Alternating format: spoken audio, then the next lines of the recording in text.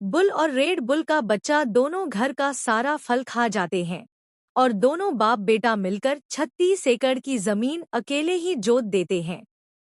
उसके बाद red bull और उसका बच्चा जिम करके शरीर मजबूत बना लेते हैं। रेड बुल को दुनिया के सबसे ताकतवर भैंसे से मुकाबला करने का ऑफर आता है।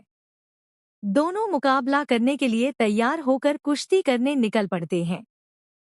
तभी रास्ते में उसे एक कमजोर गाय और उसका मुन्ना जाते हुए दिखते हैं। रेड बुल का बच्चा मुन्ना के कमजोर शरीर का मजाक उड़ाने लगता है, लेकिन दोनों शर्मिंदा होकर वहां से चुपचाप निकल जाते हैं। रेड बुल वहां जाकर भैंसे से मुकाबला करने लगता है और भैंसे को हराकर शहर का सबसे ताकतवर बन जाता है।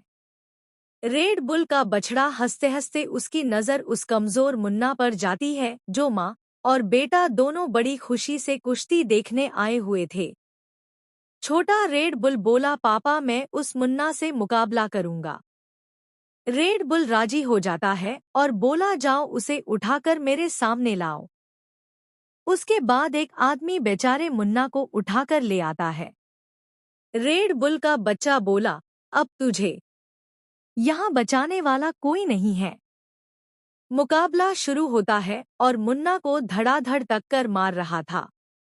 तभी ऑडियंस कमजोर मुन्ना को देखकर मुकाबला रुकवा देते हैं और बोले कि जीत का फैसला मुकाबले से नहीं बल्कि वोटिंग से होगा।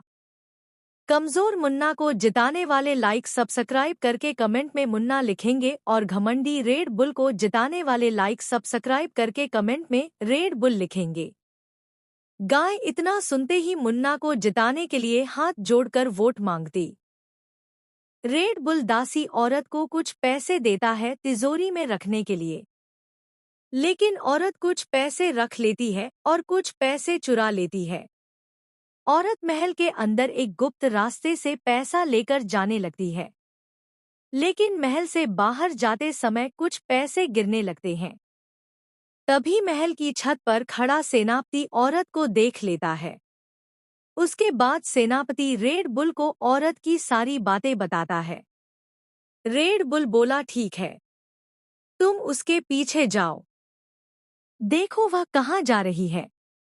सेनापति औरत के पीछे जाता है, लेकिन औरत को कुछ खबर नहीं रहती।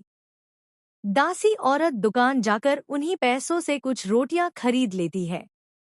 औरत रोटी अपने बच्चों के लिए लेकर जाती है जो कई दिनों से भूखे थे। उसके बाद दोनों बच्चे कई दिनों बाद पेट भरकर खाना खा पाए। सेनापति यह देखकर भावुक हो गया और उसकी आंखों में आंसू आ गए। फिर वह सेनापति रेड बुल को औरत की सारी सच्चाई बताता है। उसके बाद रेड बुल कुर्सी से उठकर कमरे में गया और तिजोरी से कुछ पैसे लाकर सेनापति को दे दिया और बोला, जाओ यह सारा पैसा उस दासी औरत को दे आओ। सेनापति औरत को सारा पैसा देते हुए बोला, जाओ बच्चों के लिए कुछ खाना ले लेना।